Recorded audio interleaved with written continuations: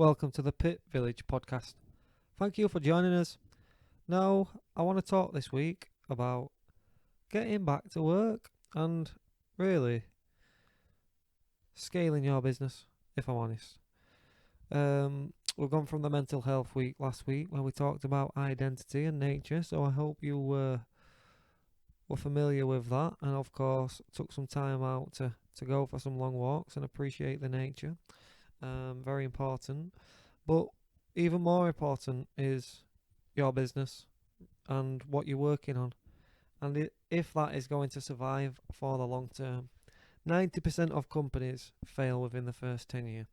You can listen to as much Tony Robbins as you want, but no positive mental attitude is going to keep you going when the fundamentals in your business aren't right and you haven't actually got a scalable business. So this is something I've had to think really intensely about at the moment. I'm a website designer, and of course I could try to build a team and compete in a highly saturated market, which is website design and digital marketing, and offer very similar services to all my competitors and try and outcompete everybody else in this market. But when I look at things long term and I look at, is this a growing market? Is this something that's saturated? Is this something that I can really evolve over time? Actually, it becomes more of a lifestyle business. It becomes more, right, I get, let's say, 70 customers, which I've got at the moment, and they pay me £30 a month, and I manage the website. And that is really the maximum I can go. If I take any more on, I'm going to go through another breakdown physically and mentally and spiritually because I'm constantly working on the business. So I'm coming out of that at the moment, and I've just started working again and taking on, a new project, resuming some projects essentially with some new customers. Of course, I've been maintaining the business over the last couple of weeks, but the work is minimal. I can maybe do 3 to 4 hours worth of work a day, and that sort of covers the basis of what I do for my customers on a monthly basis. So I have been taking some time the rest of the day to really think about where I'm going long term. And of course, just sort of putting myself first. I mention this a lot, but I moved to Leeds and it was eye-opening experience. So I would recommend to anybody to make the move and make the jump. But ultimately, I've come back to the comfort zone and I'm back in the village and back with a partner. And things are going good. But I'm going to go home today and basically I'm going to be looking at the business, registering a limited company and creating something outside of myself that one day perhaps I could sell, and looking at the scalability of it, like how far could I take this and what do I need to do in order to be able to scale this to the next level. It's going to take a few weeks then over in Leeds at the flat that I've got and just really get to grips with where I need to take this thing and get back to work essentially. I've seen the doctor, I've got the all clear, everything's okay physically, and it must have just been a lot of anxiety and pressure and stress, so I need to bear that in mind moving forward, take better care of myself, and of course just maintain a balance between this podcast, between the business, and between my personal relationships and what I want to do in my leisure time essentially, and learning to have leisure time. I think for many of us who are in business and we become workaholics, that is very hard.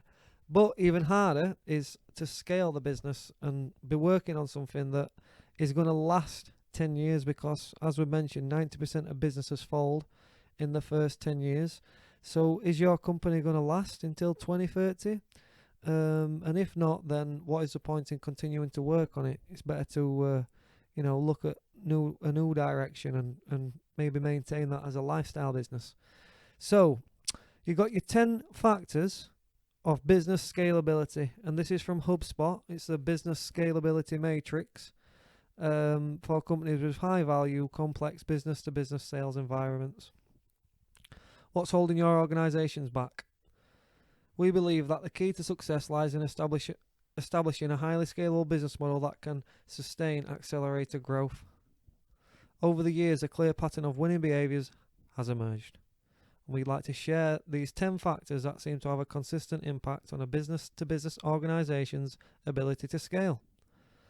Right, so the scalability factors include your clarity of market focus, the repeatability of the solution, market differentiation, offering focus, your marketing focus, your sales process, your customer focus, a CRM adoption, sales and marketing integration, and customer relationships. And we've got an assessment from 1 to 5, 1 being unscalable, 5 being highly scalable. So within your clarity and market focus, you can either be reactive, which is you don't really know who your customer is and you just serve anybody, demographic, thermographic, a focus on stakeholders, and having an ideal customer. So let's focus on 1 and 5. 1 being reactive, and 5 actually knowing your ideal customer and who they are, their pain points, how you service them effectively, and this allows you to develop a process that sort of actively encourages salespeople to disqualify prospects that fail to meet enough of your ideal customer criteria. And they call it sort of going beyond demographic, which would be, on the lower end of the scale. Your company's target market definitions are based on the traditional demographic segmentation factors. So the industry that they work in, the size of the business, the location, and, basic descriptions of your sort of target audience. Next will be the repeatability of the solution. So when you service your customer as a business-to-business organization, if it's unscalable, that would be that every solution is created from scratch to address unique customer needs with little standardization. So every sale seems handcrafted. So for me, it sort of follows up, doesn't it? Because if you haven't got that clarity and market focus, and I'm just serving everybody, and I will do a website for anybody as a website designer myself, I can never create a repeatable solution because I don't know your industry, I don't know your market, I don't know how you want your website. So I've always got to, create it unique to your specific specifications, which is fine if you're charging a lot of money, but if it's like me and you want to be affordable for the masses, £30 a month, you need a scalable model, which would be that it's highly repeatable. More than 90% of your revenue and profits come from a clearly defined, standardized product and service offering sold in a consistent way. So you go from 1 to 5, unscalable to highly scalable on the repeatability of solution. It goes from random, common components, standardized, replicable, and then highly repeatable. You want to be more repeatable, don't you? So that the majority of your revenues are coming from a clearly defined, standardized product and service offering sold in a repeatable, consistent way. And this is how these guys describe it, which you can't say any better, really, can you? So again, going back to the 10 key points. First one, clarity and market focus. Do you know your customer and who your ideal customer is? And can you market to them effectively, knowing the pain points? Have you got a repeatable solution that can be offered in a consistent way? Is it repeatable for many customers at once? And actually, the highly repeatable would be that 90% of your revenue and profit come from a clearly defined, standardized product and service offering sold in a consistent way. Market differentiation. So in today's markets, claiming to be better than your competitors is no basis for sustained differentiation, even if you believe you can prove it. It's simply too easy for your competitors to copy your features and up the ante with their own claims. So it's too easy nowadays, isn't it, to, put whatever you want online and sort of portray yourselves however you want. So to actually differentiate your company from other businesses and sort of, they call it developing a distinctive point of view within this article. So your market differentiation, if it's unscalable, it means you're undifferentiated. It is difficult for a prospective customer to identify any meaningful difference between your company and your leading competitors. And then, of course, you've got the describing yourself as being better and providing a couple of points of proof and testimonials, being somewhat better, provably better. Distinctively different would be number 4. You clearly articulate why you are distinctively different from your competition and explain how that translates into clear benefits for your customers. Truly unique is that you consistently position yourself in a way that is unique, provable, highly relevant to prospects, and hard for a competitor to claim.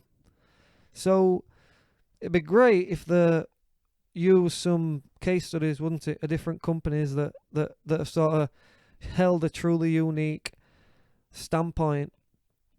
And there's nothing that comes to mind because I'm not smart enough. I've not got the business acumen to put this into the real world context for you, so I do apologise for that. But your market differentiation, if you want a scalable business, you've got to be truly unique. You've got to have a different point of view and a different offering that nobody else can replicate. If anybody else can go into the same market as you and offer the same service tomorrow, and you haven't got nothing besides maybe a couple of customer relationships that differentiates you from the market, like if I can just set up your business that you do tomorrow, then it's not a unique offering. So for me, I've got a real problem with this, because it's, as a website designer, there's not much you can do in a highly saturated market that is truly unique. I've thought of a couple of things, maybe, like a pay what you want service or something like that could go viral, but then it's actually servicing people and offering them a good service for, an amount that they choose.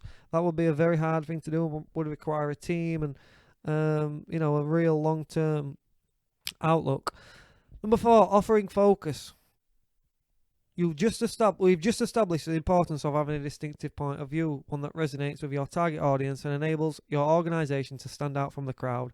There are similarly important considerations when it comes to selling and marketing your products or services. So it's your offering focus. Your customers care about outcomes. So rather than being feature focused, which is unscalable, you market your product or service offering in terms that largely roll around the features and specifications of your solution. So imagine you go and buy a TV and they say, it's HD, it's 4K, it's got a USB 2 on the back, and it's this and it's that, and they're telling you about all the specifications on the product. Well, actually, what does that give to me? Well, the outcome is that look at the picture on it, look at how much better it looks compared to the old TV, and maybe put that together and showcase that. So then that becomes more outcome focused, that you market your product or service offering with a primary focus on the outcomes your customers can expect to achieve from implementing them. So your customers care about outcomes. They don't care about features, advantages and benefits. They ultimately care about, what is this going to do for me? What is in it for me? And that's a very big thing in your marketing. So when you come to offering your service, it's about sort of focusing on the outcome and what you're going to provide for the customer rather than the features and benefits of your product or service. Number 5 would be your marketing focus. So an unscalable business will be mostly outbound. The majority of your market budget is focused on traditional outbound interrupt-driven activities. So that's mailing, adverts, it's cold calling, which is how I built my business. So as I now have a lot of customers to manage, it is no longer a good use of my time to be on the phone selling this service. I've got to sell the service to people and then create another website which only provides another £30 a month worth of income at no setup fee. I mean, it'd be ridiculous for me to actually get on the phone and try and sell this service anymore. I was driven to do it at the start, but now I've got 70 customers, adding another £30 and having 71 customers. I've actually got 110 customers, but people fall off and people don't pay, and that is just the nature of the game. So I've got around 70 reliable customers, and getting another one customer it just seems absurd to me at the moment, until maybe I recognize that I can take this to 150 customers and have more of a standardized service and think about things like this that's going to allow me to automate a lot of my processes in the business. But within your marketing focus, which would be the next point, mostly outbound, again, I'm just going on a tangent about why I can't do cold calls anymore. It's just not profitable. Your prospects have come to hate conventional interrupt-driven outbound marketing or learn to ignore it. Again, nobody wants a cold call anyway. You've only got to look at the number of attempts it takes to connect when cold calling, or the deeply declining response rates for email or direct marketing campaigns, from outbound to inbound and beyond. So you go from unscalable to highly scalable within your marketing focus. And let's cover all of these. Number 1 would be, at the bottom or the end, unscalable. Number 1 would be mostly outbound. Number 2, experimenting with inbound. So you're still doing the outbound, but you've got a couple of traditional outbound marketing activities complemented by maybe some SEO and some social media marketing. In transition, the resource applied to your traditional outbound marketing activities is balanced with investments in inbound marketing. Number 4 would be mostly inbound, so that means a lot of customers are actually coming to you now, through the majority of your marketing efforts have switched to successfully creating a stream of well-qualified inbound inquiries. So people are coming to the website, you're targeting them well with advertisements or content that is actually bringing them in and making them pick up the phone and give you a call. Socially integrated is number 5, which is highly scalable. In addition to successfully mastering inbound marketing, your entire organization is fully leveraging business social media such as LinkedIn. So this means all your sales staff are on LinkedIn. They're all creating a network and you're working together. And this works. A company that I work with are doing this really well. They sort of outgrown me at the moment, particularly because I've been off work, with some physical illness, and it's made me rethink our relationship because they're a really, high growth business. And of course, they're doing a lot of this stuff. I can see it in their company, and maybe I need to have a discussion with them in the next week when I do get back to work about how we're going to move forward with our relationship. So the nature of buying has changed. Your prospects are better informed than ever before and better equipped to search for solutions. They hate being sold to but are keen to learn. Our observations of highly scalable companies suggest that they have typically done a better job of mastering this switch away from traditional outbound marketing and have been amongst the first to refocus their efforts on inbound marketing activities. They are developing a reputation for thought leadership, have become the obvious candidates to turn to when their prospects start their search for solutions, and are making increasingly effective use of business social media, and in particular LinkedIn. So they're right at the end of the day, because if you're focusing on being a mostly outbound business, the leads continue to come in. If you're focused mostly being on inbound, so you're building content, you're writing stuff, you're publishing that on social media, and you're in the right places, you're talking about the right things, you're giving advice, you're becoming a thought leader, people are then turning to you for your services. That is going to continue. The content that you have created and the relationship with your audience continues to strengthen. Whereas when you actually stop doing the cold calls, you'll find that the business comes to a halt because the growth stops. So you sort of become reliant on the outbound activities, cold calling every single day. And at a certain point, you realize that actually that is not sustainable and it's not scalable, is it? And this is what we're talking about, scaling your business. And is it something that is worth working on for the long term and something that's going to actually last for 10 years? Is it something that you can grow? And is it something that you've got an exit strategy from? Could you sell this business at some point? And are you building something that, has actually got some worth? Or just creating yourself a job and something that is destined to fail? And this is what I'm trying to avoid. Of course, I'm going to register a limited company, get everything legitimized in my business. I recognize I'm a year in. Ultimately, I've been doing this for 15 months.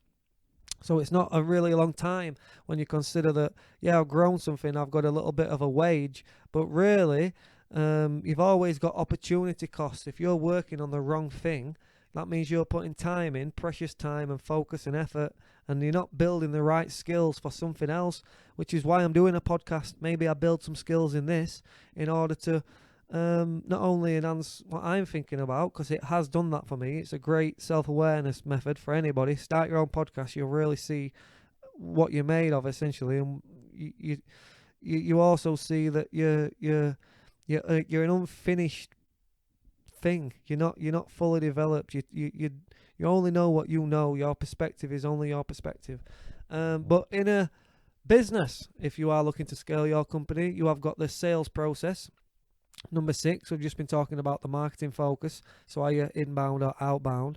Then we go on to the sales process. So one of the biggest differences between today's most scalable business-to-business sales organizations and their poorly performing competitors lies in their consistent company-wide adoption of agile dynamic sales processes that are continuously refined to reflect new learning and changing market conditions. So rather than having a random sales process, so there's no serious attempt to implement a standardized sales process, salespeople do their own thing their own way. So if you just got a load of salespeople that's cold calling and they're just saying whatever they want, there's no actual process to bring people on board. You're not integrated this into your marketing. You haven't got no material that you send them out and a standard process and maybe even a CRM system, which we'll come on to soon. It's really hard, isn't it? And number 5, in a highly scalable business, says you have an agile and dynamic sales and marketing process that is continually refined to reflect new learnings and changing market conditions. So rather than just having the formal process, which will be number 3 on the scale of scalability, your company enforces the use of a defined sales process and systematically measures and monitors its adoption by salespeople. So you're actually monitoring your salespeople. You've got a formal process. An agile process is one that continually change and it's dynamic between your sales and marketing, and it's consistently refined to reflect new learning and changing market conditions. So going from random to agile, simply defining a sales process isn't enough. We frequently come across sales organizations that have a documented sales process but haven't taken the steps to systematically monitor or enforce it. But there's more to it than that. If it can be truly effective, your sales process needs to be fully integrated with a CRM system such that it becomes a natural part of every salesperson's daily routine. We used to regard having an embedded sales process as the peak of scalability, but we've recently observed a new generation of outstanding effective sales organizations that have not only embedded their processes into a CRM system, but have developed a truly agile and dynamic approach to sales process management. So where is your organization?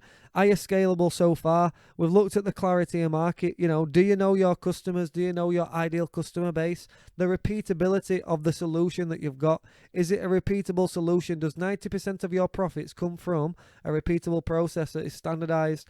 Market differentiation. Are you unique? Or so could somebody just come and do the same thing that you're doing and actually have the same appeal within a matter of a couple of months maybe? Number 4, their offering focus. Are you focusing on your features? I've got a website and it's 5 pages and it's this. No, it's the outcome. I've got a website. Actually, this is going to lead to more sales and engagement with your customer base. It's going to allow you to define your business. It's the outcome. Offering focus. And then you've got your marketing focus. Are you focused on outbound activities such as cold calling, or is it socially integrated and actually looking at inbound, looking at building content for your business and bringing people in through your marketing efforts? Of course, then you've got your sales process. Is this just a random process, or have you got an embedded process within your company that you send them this piece of information and then you follow up with them at a certain point in time, and you've actually got it all recorded when you got in touch with them, and you work towards a CRM adoption, which we're going to talk about next. Actually, what we're going to talk about next is the next point: customer focus. Today's top performing sales organizations go beyond managing the sales process as a series of sales activities. The most effective processes seem to be those that are explicitly designed to reflect a deep understanding of the key phases in their target prospects' typical buying decision journey. So have you looked at your customers' buying decision and how they get to the point of saying yes to your product, and the pain points that they've got and the consideration phase that they may have to go through in order to actually say yes to your product for the long term? An unscalable business is sales-centric. Your sales process, assuming you have one, revolves around defining the actions you expect your salespeople to undertake. So it's like, right, you need to phone X amount of people every single day, and that's how we're actually going to measure your performance and the company's performance. Buyer-aware milestones will be the next one. The milestones that control progress between the key stages in your sales process are based on observable evidence of buyer behavior. Right, so they've been to my website and I can track that. And actually, then we've sent them this email and I can follow up with them on a call. So it gets a little bit more deeper, doesn't it? The buyer-aware process. Each stage of the process is carefully aligned with the equivalent phase in your prospect's buying decision process. I know that you've been to my website and you've downloaded this particular document. I just want to follow up and see how we're getting on with that. And actually, here's another resource that may interest you at this point in time. We've just written this blog about getting started with a website. If you are looking to get online, don't hesitate to get in touch. So you're aware at what stage of the buying process that they're at, and you're focusing your advertisement efforts on them. within your email marketing, within your Facebook marketing, whatever it may be. So you know your customer focus, you know where they are, and you know where they are in the sales process and how to approach them. The last one, it's not the highly scalable, number 5, will be buyer-centric. Your sales process is explicitly designed to facilitate and accelerate each phase in your prospect's buying decision process. So again, you're reaching out to them at every single point. Hi, I can see that you've been on the website. I can see that you've downloaded this document about this ebook that we've created. Whatever it may be, you create material, you put that on your website, you allow people to download it in exchange for an email address, and then you put them into your email marketing list, and you email them at specific points in time, after 4 weeks, after 8 weeks, at so-and-so, when you announce a new service, whatever it may be. You just stay in touch with these people and you follow up. And you know where they are in the sales process because they've been to your website and they're on your email marketing list. And, maybe you adopt a CRM, which is what we're going to talk about now. CRM, there are still some organizations that have failed to implement a consistent company-wide CRM system. There are many more that have done so and yet remain dissatisfied with the return they are getting from their investment. The quality of CRM implementation is proving to be another factor that separates scalable businesses from the rest.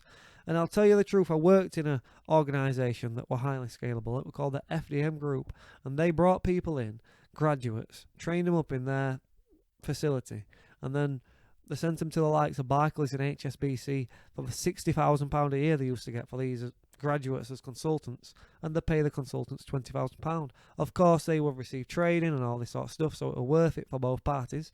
And it was a scalable business. They had a CRM, and every morning you'd get a couple of leads given to you, and then everybody that you phoned, you put them on the CRM system. And you say, right, I've found this person, he may be interested, I've sent him this information, you put a couple of notes, he'd be assigned to you, and then of course, every lead, the company can keep control of them. So I can see if you're going to grow an organisation, you need a CRM system, and an unscalable business would have no CRM, so there's no isolated islands of CRM adoption. There may be isolated islands of CRM adoption, but you have not yet implemented a consistent company-wide CRM solution. A highly scalable business, your CRM system fully reflects your entire organization's sales process and brings all marketing and sales activities together in one integrated revenue cycle. If you work in an organization at the moment that has got a CRM that, you enter information about customers and you can all sort of access that, and then you can see the other people's leads and how many calls are done that day, and you're all competing. It's got the graphs, it's got the sales, it's got everything on it there, and it's sort of highly integrated into their organization, and the sales members are on it, the recruitment team's on it. This is how I had it and how I can still envision it from the companies that I've worked in that have sort of done this well. And when you consider that and you look at it from this point of view and look at it from the ability to scale a business, maybe you're working in a sales organization, or you have done before, that have adopted a CRM system. Just consider the fact that if they didn't have that, what would that do for the company? How hard would it be to actually scale that business and retain those customers and take people through the sales process? It's not an easy thing, is it, to build an organization that's actually able to scale? Because for me, I'd need to bring on a team, and then, if they get leads and they're getting customers and they're building up a pipeline of leads, and then suddenly they leave. At least if I've got a CRM, it's still all on my database that I sort of control as a company owner. So I can see that it's going to be a real integral thing if I'm going to sort of, scale the business and bring on a team. Next will be number 9 in the scalability factors, will be your sales and marketing integration. So improving sales and marketing alignment has been a high priority goal for CEOs over many years, yet the continued failure to align and integrate sales and marketing activities remains one of the most common factors preventing organizations from building truly scalable businesses. And it's very true, this. I mean, often we work in silos, so you've got your sales team, you've got your customer service team, and even sometimes in sales organizations, you work within silos within the sales team. You've got this sales manager and he controls these people, and then these are competing against this team, and it's all very compartmentalized. And the sales and marketing integration is key, isn't it, to know that actually the marketing is it working? Is it bringing in the right people? Of course, have the salespeople got the right material in order to go out there and present the brochures and the information that in a consistent way to customers. So it's back and forth, isn't it, all the time between sales and marketing? But an unscalable business has no alignment. There is frustratingly little evidence of alignment between your sales and marketing operations or their respective activities. A highly scalable business actually goes above the shared plans at number 4. Sales and marketing share a common planning process and a combined sales and marketing plans at both a strategic and tactical level to being fully integrated. Your sales and marketing activities are fully aligned and integrated with shared objectives, goals, metrics, and compensation plans, which is very important, isn't it? Because if the sales team are constantly getting compensated and given the praise for doing the sales, then how does that make the marketing team feel about their involvement in the process? So if there's a shared compensation plan and shared objectives and shared goals in terms of the sales and marketing, bringing them together, of course that's going to create a more effective business and a more scalable company long term. Number 10 is the last one, and it talks about your customer relationships. So of course a scalable business, we've talked about the first 9 points. Having a clarity and market focus, i.e. knowing your ideal customer. The repeatability of your solution, is it highly repeatable? The market differentiation, so are you truly unique in what you offer and how you present yourself? Your offering focus, do you actually focus on the outcomes rather than just the features of your product or service? The marketing focus, is that outbound, are you cold calling, or actually social integrated and looked at as thought leaders because of the content that you're producing? The sales process, is it just a random process that anybody can undertake? Or of course, is it an agile process that works with both marketing and of course a CRM system to be highly adaptable for your team? Customer focus, is it just sales centric? Right, you need to do 20 calls today in order to get this many sales. Or is it buyer centric? Do you look at the key milestones for your customers and where they are in the sales process and tailor your marketing towards that and your sales priorities, I guess, you know, what you're calling them, how you're reaching out to people. I can see that we've reached out to you at this date and you've had this piece of information. Is it time for a call? And actually not just being spontaneous with it, just, oh, hiya mate, I know we spoke 2 months ago, I don't know what it were about, are you interested or not? No, see you later, bye. You know, it doesn't work like that. To create a scalable business, you've got to be focused on your customers. CRM adoption, are you adopting a CRM? Are you adopting a company-wide CRM that's going to allow you to, you know, retain all that information about your customer's journey and the leads and all the sort of information you need in order to integrate the sales and marketing team and really scale the business long term? Sales and marketing integration, again, are you integrating your sales and marketing efforts? And is that working together, or are they constantly working in silos or working against each other, or there's real no direction or strategy on how they come together? Number 10 will be your customer relationships. What do the majority of your customers think about you? As just another approved vendor or as a truly trusted partner? So an approved vendor would mean that the majority of your customers regard you as a legitimate solutions provider, but see little meaningful difference between you and your competitors. Then you could be the preferred supplier, which is based on your reputation and your past dealings with you.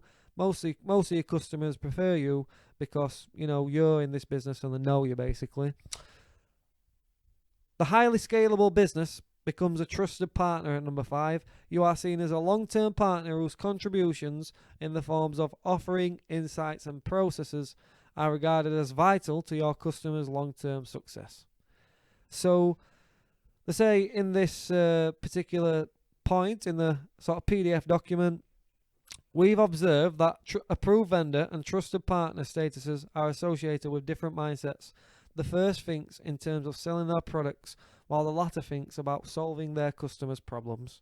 So I actually looking at solving people's problems and being of use, and how your business is a utility for this customer and for this other company, you know, being a business-to-business organization. How do you make your customer basically reliant on you and regard you as vital for their long-term success, rather than just being an approved vendor, somebody they see that, you know, I'm going to come to you just because it's easy, you're there, you're cheap, whatever it may be, but there's no difference between you and Jim Dart Road. He can make me a website, don't matter whether it's you or him.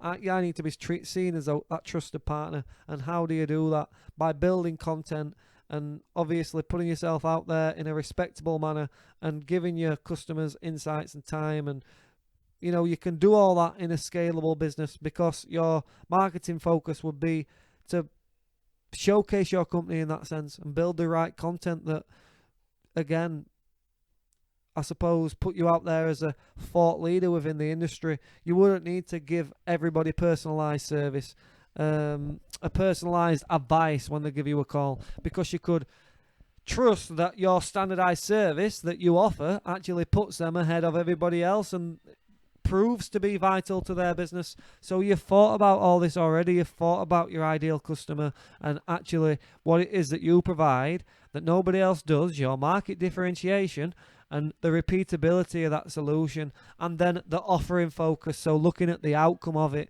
rather than being feature focused, the marketing focus rather than constantly having to be on the phone cold calling. Actually, you're bringing people into you who see you as a market leader, and they come through an agile sales process where they're not pressured, and it doesn't matter whether they sign up today or in 3 months, because you're seen as a long-term trusted partner within their company. So yeah, a lot to think about, and it's gave me a lot to think about. So how scalable is your business, and is there any points you can take from this today that's actually going to allow you to sit back and think and contemplate about the sustainability of your business long term? Because if you're not building something that is scalable as a business to business organization, then you're destined to fail. So you need to sit back and have a good think, and that's what I've done over the last month. And actually, I'm going to utilize my business at the moment in the way that is possible, and of course maintain that, and look at creating a service within website design that has got an ideal customer base, that is highly repeatable because I've got a repeatable solution, that has got a truly unique, consistent position in the market, that has got an outcome-focused offering, that is looking to be socially integrated in my marketing focus rather than having to constantly cold call. The sales process, again, being an agile process that brings people in through online content. The customer focus and what I'm actually going to provide to this customer, and actually servicing customers rather than thinking about making money. A CRM adoption and how I can retain the data from my customers and basically manage my customer portfolio on a more scalable level, I guess. If I can bring people in and showcase when the website needs to be updated next, and when it's going to be, whatever it may be, and be able to have all that information there for me, automating the sort of invoicing process and all that sort of stuff. That's what you need to do. It says here, administration or sales enablement is the process that you use to track your customer base. Is that enabling you to do more sales, or is it just simple administration that you feel compelled to do because you need to sort of do the books or whatever? Again, number 9, the sales and marketing integration. Is there no alignment, or are you fully integrated? And of course, you don't want to be an approved vendor. You want to be a trusted partner within your customer relationships. Applying the matrix. We recommend that you share the matrix with your leadership team, which I'm doing to you guys today. You are the team, and engage in an active discussion about where you believe your organization currently stands. Where does your organization currently stand? Of course, that's what you need to be thinking about. Like, how are you different from your competition? How can you scale your business? If you're out there and you're looking to get started in business, my recommendation will be think about these things before you get started, because eventually you're going to have to start thinking about them, and you don't want to be 12, 15 months, 24 months, 36 months into a business that actually has got no foundations. Look at the basics. Starting a limited company and having shares and having a business bank account, and how you're going to pay yourself and what you're going to do long term, rather than just looking to survive. And maybe you need to create a business out of necessity and then look to evolve it long term, which is what I'm looking to do at the moment. So thanks a lot for your time. All the best. We've talked about business scalability. We are back to work. After the mental health week last week, we talked yesterday about the importance of going back to work and unemployment and how that's going to affect people's mental health. And today we're talking about scaling your business and how you can go from the £20,000 a year mark and having a lifestyle company, which is where I am at the moment, nothing major, but nothing minor, of course. A bit of a pat on the back, just to acknowledge where I've come from in the last 15 months. Obviously not easy for anybody, and again, kudos and applaud to anybody out there who's created their own business during this time. But yeah, how do you take that to become? Where can you take that? Is it just going to become a £50,000 a year lifestyle business? Is it going to become a £100,000 a year, decent business where you can build some investments and sort of bring some money out of that? Are you going to build a team? Can it become £1 million? Can you sell it for £1 billion? Or do you need to go and find an Elon Musk figure to actually work for and work under for the next 5 years and let them make you a millionaire as well? Because there's a lot of opportunity at the moment, and what I will say is whatever you are working on right now has an opportunity cost, which means that you're losing out on all the opportunity that is currently out there because you're too focused on what you're doing at the moment. So that is definitely something to bear in mind, along with the business scalability matrix. So thanks a lot for your time. Have a look at this online. Just type in Google business scalability matrix HubSpot and you'll find this, an introduction to the business scalability matrix for companies with high value complex business to business sales environments. It's a PDF document, 18 pages, so go and have a look at it for yourselves. All the best. Thanks a lot for your time, and I will see you very soon. I'm going to keep these consistent. I'm going to keep them coming, and we're going to get to episode 100, and then we're going to revisit what we're actually doing here and see what it is. All the best.